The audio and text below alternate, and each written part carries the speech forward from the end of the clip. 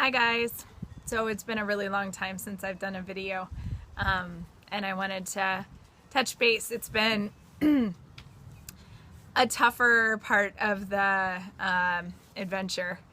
I was sick for pretty much all of January with the cold that I told you guys about. That was going to be like so, no big deal and just kind of annoying. I feel like it was maniacally laughing while I was saying that, and then took me out back and threw me behind the hedges and beat the shit out of me. And then I came kind of stumbling out of the hedges with the dodo stars over my head. So it was a rough January, really rough.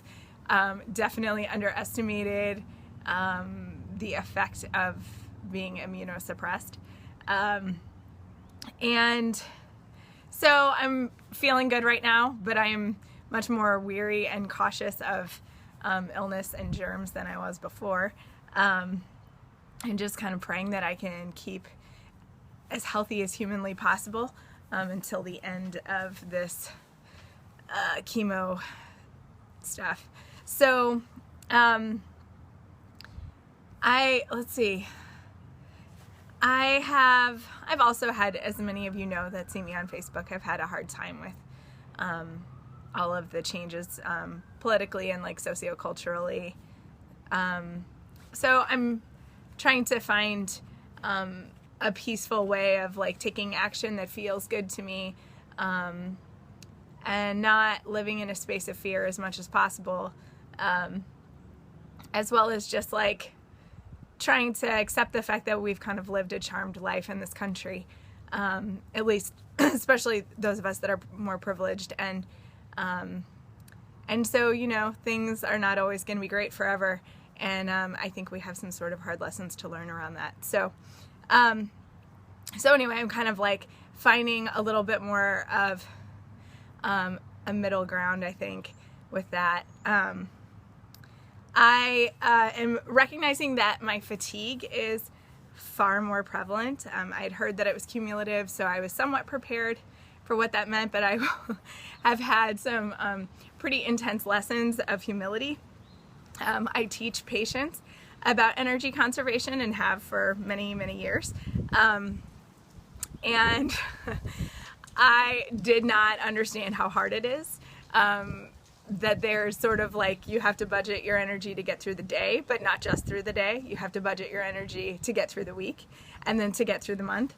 And it requires a great deal of planning and energy just to think about all of those things. So I'm definitely a rookie and having a great deal more compassion for my patients. And that is just one of the many ways that I'm having a great deal more compassion for my patients and the people that I've treated as a therapist for the last decade. I have lived a very, very privileged life from a health perspective. I'm so rarely sick. I've never had any significant disability or physical injury. And whoa, it's been a big wake-up call. And so I think I just see things so differently, as any of us do.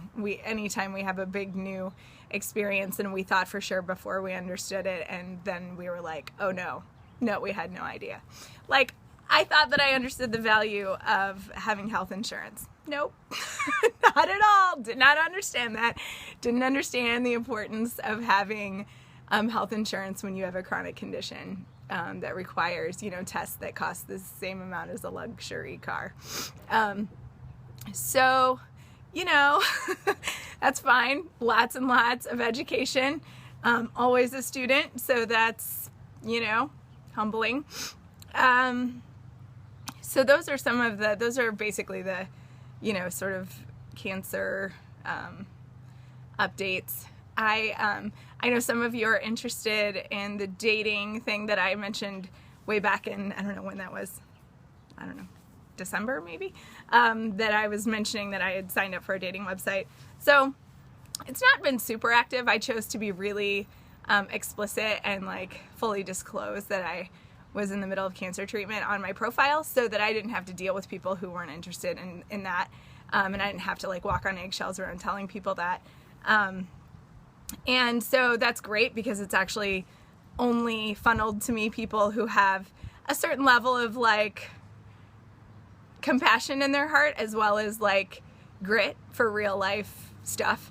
And so I've had like a few interactions with people, and I went out on my first date over the weekend, and it was fun. It was a good time. I don't think it's gonna go anywhere, but it was just fun to like go do something like that. I haven't for a really long time, and so yeah, that's fine. No pressure. I got plenty going on. So there's that. There's the experience that is walking up a hill or one flight of stairs, or not even, maybe half a flight of stairs, and having to double over to catch my breath, or even just talking. Like right now I feel out of breath as I'm talking. So I'm planning to go to Boulder next week to see Riley and Ashley and to like rest, and originally I thought I was gonna try and ski. No, there won't be skiing. I can't breathe in Alton. I can't imagine what it's gonna be like in Boulder, much less on a mountaintop. So I'm really excited to see them. I'm a little bit nervous about that, but I'm praying for like easy sort of traveling and no major hiccups or anything like that. But I need a break, and I'm super excited about that. So that's good. And then the only other thing, the other thing that I was going to mention is that so back in August last year, I went to an adult summer camp in the Blue Ridge Mountains called Camp Grounded. And it was an amazing experience. My sister-in-law helped me find it online. And it was like 4 days. And I met some of the most incredible people I've ever met. And it was just like a stellar experience. I did have to face, though, like I played like a child in some ways that I hadn't in a really, like, since I was a child maybe. But I discovered that like I already kind of knew that I was feeling stagnant, like I've mentioned in the past, but I discovered that there were some areas like my creative expression, my willingness to like be silly and have fun, in like a more explicit way than I have lately, and just like my finding work that is meaningful in sort of the things that I'm most passionate about. I think my work is meaningful, but things that like really working toward the things that I'm most passionate about. and I also, I didn't know that I had cancer then, but I knew in a weird, like, I'm not sure I knew exactly what it was, but I knew something dark was looming. I could feel it. I just had a gut feeling about it. And I hadn't been like practicing yoga, which a lot of I have a teacher training in, and I just haven't been practicing for a long time, actually. And so I did some yoga out there, and I took some improv classes, and I did some things that were just really fun and like pushed me outside my comfort zone, and reminded me who I kind of used to be and who I had really gradually sort of slid into this like rut without even really knowing it. And it wasn't until that camp that it sort of woke me up.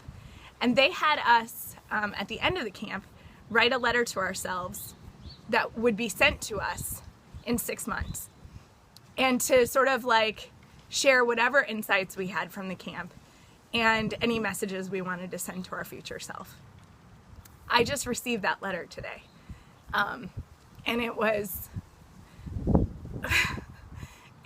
like emotional. It was really like surprisingly poignant, reminding me that it was sort of like me giving myself support for sort of having gone off course or just getting stagnant, for not beating myself up about that, and I said some things about the kind of future, things to remind myself about the kind of future I want to create and the things that I need to continue to do in order to get there. And I also reminded myself that when I'm stuck, to ask for help, and that I will be amazed by the community that will show up. And man, if that hasn't been true in the last 6 months, I think that's probably like the most true thing that's happened in my life.